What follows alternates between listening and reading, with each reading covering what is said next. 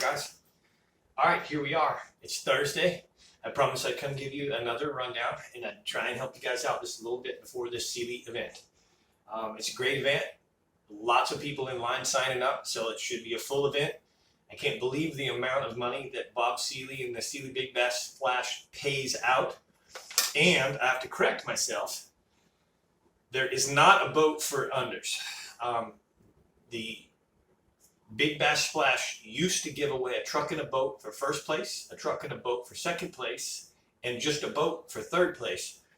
There's only hourly money for the unders. Really, it's a big fish tournament. There are no big giveaways for unders. However, there's a lot of money in it. There's an exact 2.50 fish, wins $5,000 3 different times, is capable of. There's three of those available. And the unders will cash a lot of checks in this event. So don't feel like you have to catch an over only to make some money in this Sealy event. I do believe the overs will be less than normal. Normally we have 20 or more in the Bob Sealy, 27 to 30 even occasionally we have had seen that many over the slot, over 24 inches. I really don't think we're going to see that many. The lake is trying to turn over just a little bit well, it's turned over. The turnover happens in 24 to 48 hours. That's when the thermocline breaks and the two water columns flip-flop. As far as having bad water, the effects of the turnover, that hasn't completely happened yet. Oxygen levels are still okay.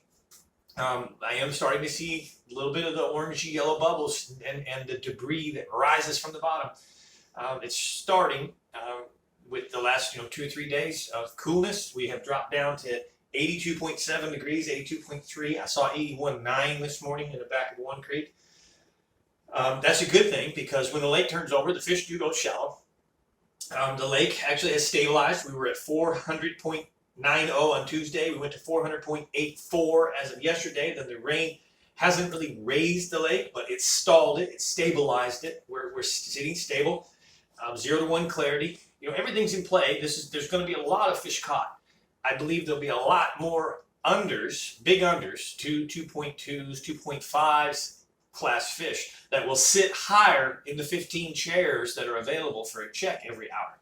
Yes, there'll still be overs. Overs are going to win the 3 top prizes, which is a truck and a boat, and then I think 10 or 15,000 for second place and another 5,000 or something like that for third. There's some good money in this event. And we'll tell you a few things about fishing that are good. The rain has helped the shallow bite. That's where it's at. There are 2 bites specifically. There's a reaction bite, moving bait bite into shallow water. And then there is a soft plastic bite that's a little bit shallower than the summer bite.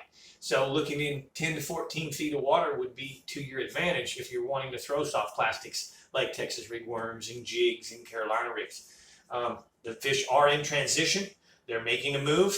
Make sure that you have some bait. Go find some bait fish. If you've got a source of bait fish that's in your area and not just migrating through your area, remember when they transition, they come from offshore and go to the backwaters. They go to the shallow, cooler water. Make sure you got bait that's present and staying in the area. The birds help with that. I've always said, if you got blue herons and the blue herons are feeding and hunting, if the blue herons are getting bait fish, most likely you have bass.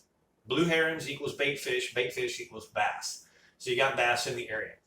Don't forget your stumps, pitch and flip the stumps. That's a lot of times if there's no vegetation, no hydrilla, no grasses for the bass, they have to use ambush areas, so they're going to use stumps.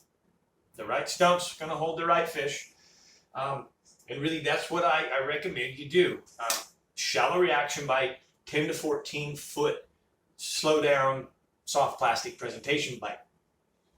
And that's what I've got. I think that the weekend looks good. The outlook looks good. I don't think there's any more rain, but there is cloudiness, and it should be cloud covered the whole time. So potentially there should be, again, some pretty good bites and some good fishing going on this weekend in the Bob Sealy. That's kind of really the best I can do for you without giving up too much, okay? So I got 4 rods here, my 4 top baits that I'm going to show the members only. If you want to be a member, as always, I invite you to please come on over. There's 300 plus members now today, 306 I think. And we're doing really well with that. Everybody seems to enjoy that. It's a very rewarding channel, and it gives a lot more detail than you get here publicly. I also include about 4 or 5, maybe even 6 different other lakes: Tawakoni, Athens, Hubbard,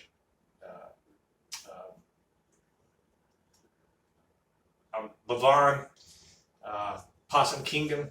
Usually I'll throw in a couple around here, other lakes around here. So there's some other fishing reports: bass, crappie, catfish, and stuff, stripers, white bass, that Nevers Only Channel has in it.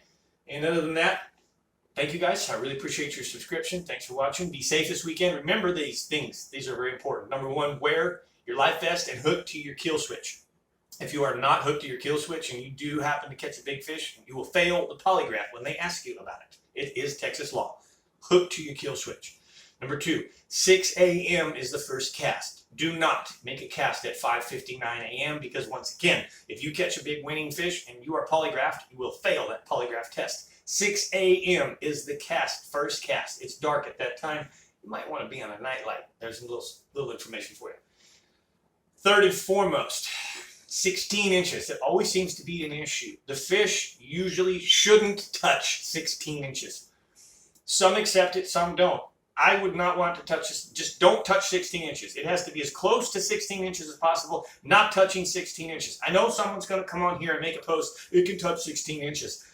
Just be safe, because if your fish is touching 16 inches and you bring it in and it happens to go over 16 inches, you're going to be DQ'd, you're going to get fined and everything else. So when you're bringing your fish, just be super safe. If it doesn't touch 16 as close as you can, you are safe. Check your measure board. Before you go fishing, go look, compare your measure board to their measure board. They have a stick there that you can put yours up to. Not all of them are exactly the same. Sometimes they'll bend or warp, and that's why I'm telling you. Make sure that under 16, it's called an under for a reason, under 16 or over 24. Now, over 24 can touch 24. If it's touching 24 or over, you're good. All right, that's it. I appreciate you guys. Hit the like button, comment below. Good luck. Be super safe, and watch out. A lot of boats out there, so you really should drive defensively, not offensively. Don't be aggressive. Go easy. Keep yourself and others safe as you can in the water. Mike McFarland, the Lake Fork Guy.